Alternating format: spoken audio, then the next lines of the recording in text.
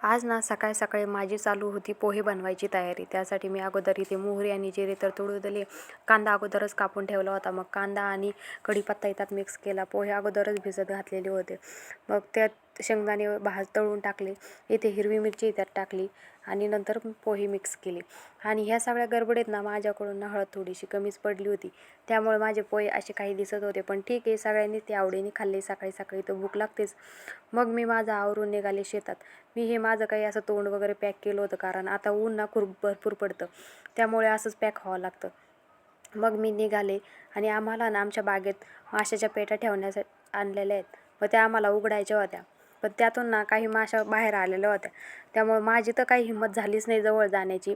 त्यामुळे ना हे सगळं काम आमच्या आहोत बघतात. मग आमच्या पाठीमागे ना आमची पिल्लेही आली होती. त्यांनी त्यांचा काही पाय मोकळा करून घेतला आणि ते गेले घरी. फिल्टरद्वारे ना काही रासायनिक खते सोडावे लागतात.